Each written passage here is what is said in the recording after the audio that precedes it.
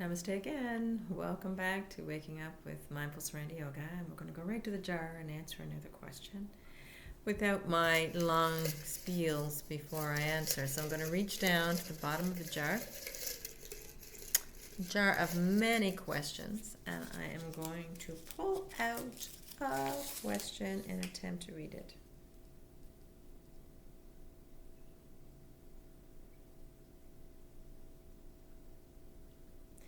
Good question. It's a little challenging one. I'll read the question quickly before I set the timer. You claim all illness is psychosomatic, that mind controls the body. Does the body ever act independently of the mind? You claim all illness is psychosomatic, that mind controls the body.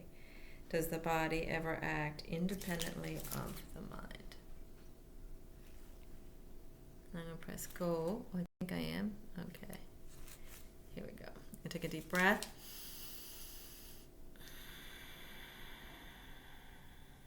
I'm going to push away that ego that wants to answer the question for me. And I do claim that all illness is psychosomatic.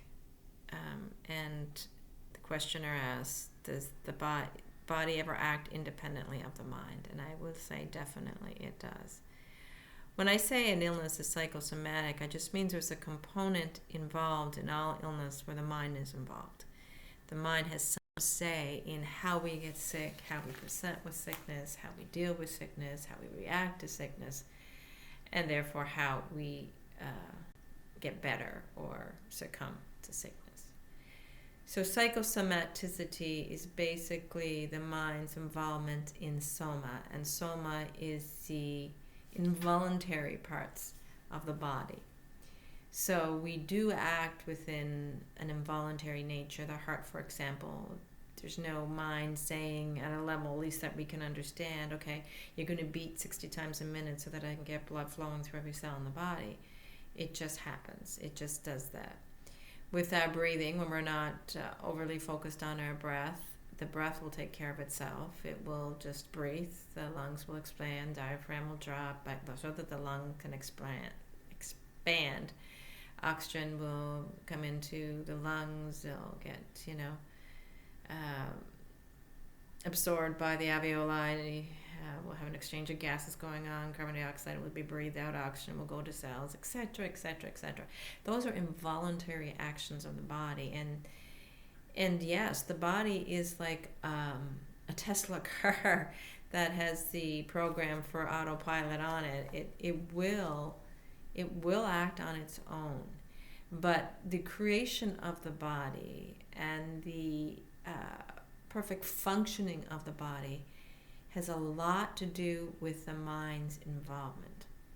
The body is like the car we're driving, but we are the drivers. Who we really are at the deepest level are the drivers behind the wheel, while the mind is the tools we use to drive the car with. But without the driver, without the inner essence, the higher consciousness, the soul, and I know when I use soul, people say, oh gosh, you're talking the woo-woo again. But that higher invisible nature that is awareness, is consciousness, that's aware of what the body is doing, aware of what the mind is doing.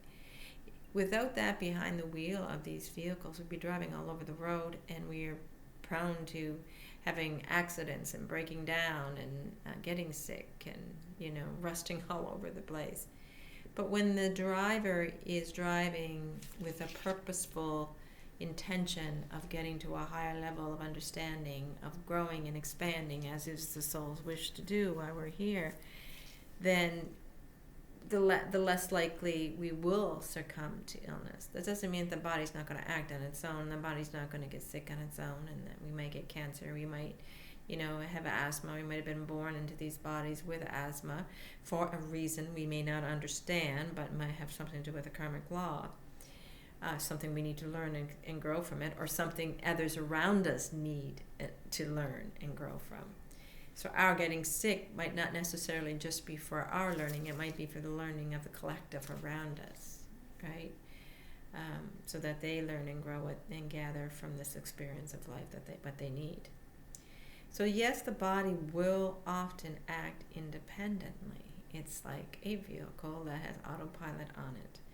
And you know yourself, sometimes when we're not being mindful and not being aware, we will be, say walking in the woods and we don't even know how we got from the entry to the woods to the exit of the woods, or what we've experienced in between those, the entrance and the exit, because we were so wrapped up in our mind thinking we weren't focusing on the body, but the body still got us there. In anatomy and physiology, we know that there's an involuntary nature to certain muscles, as there is a voluntary nature to muscles. Some muscles, like the skeletal muscles, we usually have conscious control over. The smooth muscles around the organs and the cardiac muscle, however, are said to be involuntary because there is no conscious mind control, that at least that we're aware of at this level, that tells us when tells the heart to beat when it has to beat, or tells the organs to contract when they have to contract or expand, or whatever they're doing. It just happens without the mind's involvement, so it seems. But I think what we have to realize too is that there is a very interdependent relationship and entwining of the body, the mind, and the spirit. And that makes the holistic human being that we are. We so often in modern society see only the body and see only materialism as having substantial reality. And so we don't look beyond it, and we may say, an argument in that case, if we are materialists, is that the mind has nothing to do with the body getting sick. It's all random experience. But if we look beyond that materialistic viewpoint, that really doesn't have, when we really observe it and analyze it, doesn't have enough substance to it to hold us through, because we know consciousness exists, right? Consciousness exists when we're sleeping. We wake up, we may not remember what we slept, but we know we were sleeping. Are we dreaming? We know that we were dreaming. We know, for example, that I felt a certain way. I had this pain in my body. I experienced this body illness. I experienced this part of recovery, etc. So we know there's a higher level within us, a deeper existence or isness within us that is experiencing the body's ailments, experiencing the body's pleasures, with or without the mind's control, right?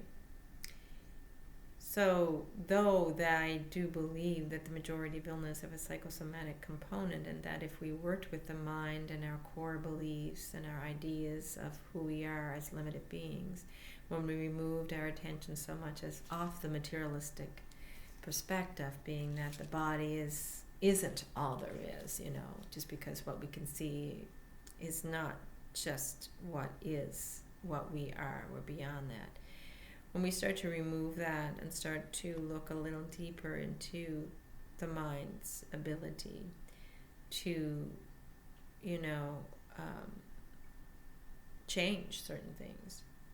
Placebo and nocebo effect are very real things, and there's been lots of documented scientific research done on them, and we know that some illnesses, some bodies will respond to placebos, what they believe to be medicine, which is nothing more than sugar, and some bodies will succumb to illness when they believe there is no remedy, when actually there is maybe no illness there. So it's really interesting to note those two scientific research phenomenons in our understanding of the body acting involuntarily on its own. The mind plays a crucial part in what the body does. But yes, the body will act on its own in several occasions. And again, I can't stress enough the interdependence of the body, mind, and spirit. And of course, yoga is all about finding balance between those three entities.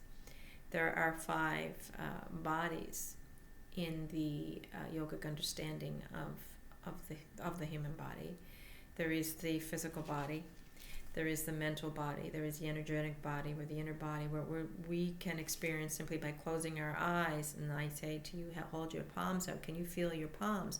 First of all, with your eyes closed, how do you know you even have hands? Because you're not visualizing the hands. It's just you feel them. And you may feel the vibration in the palms, or the numbing, or the tingling, or whatever you're feeling. And that is the inner body. That is the energetic body at play. So we know energy exists in the body, and we know it scientifically by the molecular structure. When we break down the atoms into subatomic particles and look around the electrons, and we know that there is energy constantly moving within the body.